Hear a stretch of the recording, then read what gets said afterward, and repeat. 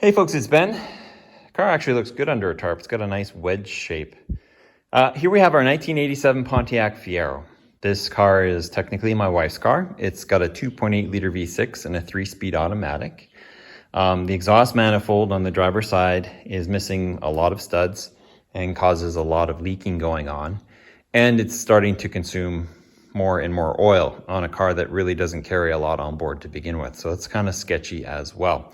So what we've decided to do is to take the 2.8 liter out and put something cool and unique in it. So we have that 206 Cobalt that we're actually going to do a fairly awful Frankenstein conversion for and put it into this car here. So this car doesn't have much for options. Like it's got an automatic transmission, but it doesn't have power windows, doesn't have power locks, doesn't have air conditioning. It's a fairly, I'm not going to say base option vehicle, but it doesn't have those basics there.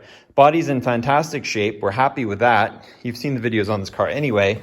But to put a higher horsepower overdrive transmission in this car would be fantastic. It would really make it a driver. So that's what we're shooting for. So this is the beginning of it's not going to be daily. It's going to be as we do it, work on it type of video series. So let's head over to our donor car because that's where stuff's happening.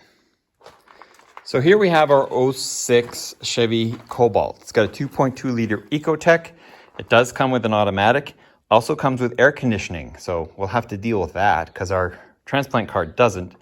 Be neat if it had it, but we'll see how that goes. And it's got all the gauges and cool stuff. Doesn't have the radio and such, but is otherwise a really nice car. So what we're going to do for it or with it or what have you is to take the drivetrain and body control module out of this car and put it into the Fiero. So that includes things like the gauge cluster and everything else we can drag over because it's a nice car for the stay. Fieros are nice too, but no interest in keeping it stock. So we're going to take as much as we can over to the Fiero. And then we got a home for the chassis, but this is going to be a daily kind of talk about our progress for the day. And so what I wanted to talk about, because if you notice in my hand, I have tape and a marker, pry bar too, but what we're going to do in disassembly is we need to label everything. Now, something like this is going to be obvious, but we probably should label it anyway as the block heater cord, right? But coming around the back here, there are things like we want to keep the fob be able to open the trunk. In regards to the Fiero, it would actually open the engine compartment. So as I disconnect stuff, like I've taken out we've released the rear key, and we'll figure out maybe something we can do to keep it actually so that we don't have to have so many different keys. But here's the power trunk release that we'll use on the Fiero. Maybe not the release itself, but the power to trip the solenoid that trips this, that opens up the trunk, that sort of thing here, right? So, and then this car has a built-in, put the battery in the front for the Fiero because the batteries are in the back of Cobalt. So we already have the cabling required to do that. So perfect. That's why it really makes a good candidate. The 2.2 liter overdrive transmission is perfect for this too. We really want the overdrive, the cooling system and such like that. So I think it's going to be a good conversion. So like I said, I've done the back. And we've removed the front fenders. One was damaged anyway, but that's just a matter of there's a couple bolts on top, a couple in the door, 2 on the bottom.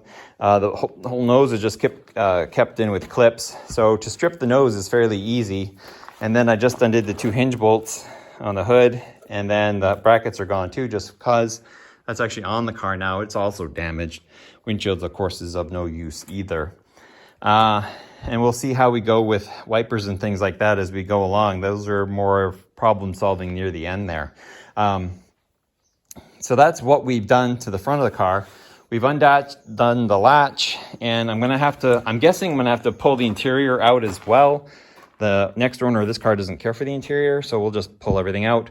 So we get all the wiring exposed so we can bring it all over, and we're gonna label every end we unplug so that when we drop the engine in and we start plugging things back in, where does this go? Well, it says it's this, so we'll be able to do that, and vice versa, and go all the way down the line. So engine probably falls out better than it comes out, but we'll probably pull it out.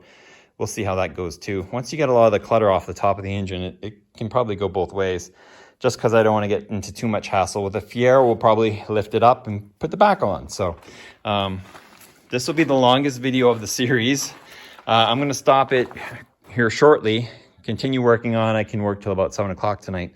Go over that update, and then we'll put it on the internet. So that hopefully be fairly low edited, kind of a guide through as to converting a Cobalt into a Fiero, or putting a Cobalt drivetrain in a Fiero. I haven't figured that part out yet. Anyway, so with that, I will put you down and get to work, and I'll tell you what I did later. So calling it a day for this video. Today's actually April 1st, so that's a good day to start. We pulled out the pounds of mouse poop, and so I got some labeling to do. We have our battery connections. Battery primarily goes to ground, so that's cool. Chassis ground. This thing, I don't know what it is yet. It got ripped out prior to me, so we'll see if we can find where it went before we get any further. And that's just a fuse going somewhere. That's not good either. That's a positive. So going up to this 50 amp unit, and then it comes over here to Magical Land, so we'll figure out where that goes. The big positive also goes that way too, so we'll label that. This is our trunk release and our third brake light. And that's it for the rear here. I just lifted this panel out. It just got these clips that pull it in. I'm gonna pull the tail lights to sell. Horn button. There are a variety of parts in this car that do not belong to the car too. That's all I've done for today. So step one, I guess, we worked on a little bit yesterday, was getting some of the body work out of the way. Tomorrow we'll probably work on the interior some. And I keep working on the trunk to slowly pull that wiring all out. You can tell by the interior that, the rear seats are right there, and our big power is on its way that way. So we'll want to chase that guy out. So if you have any questions, ask them. Sooner or later, don't ask me in 10 years. I'll have forgotten. Say, go back to the video. But next year or 2, 3, 4, 5, I might have an answer for you. Maybe not. This car will be long gone, but we can see other videos. And anyway, thank you for watching. This will be a neat series to do. Hopefully filming it also keep me motivated. That was a good lick right there. That's a good bend. And yeah, we'll see you next time. Next build day is actually tomorrow, so there'll be another video lickety split on this thing. Next available day usually is what I'll try to do, depending for the other videos I got kind of sitting in the can waiting to go. All right, you guys have a good one.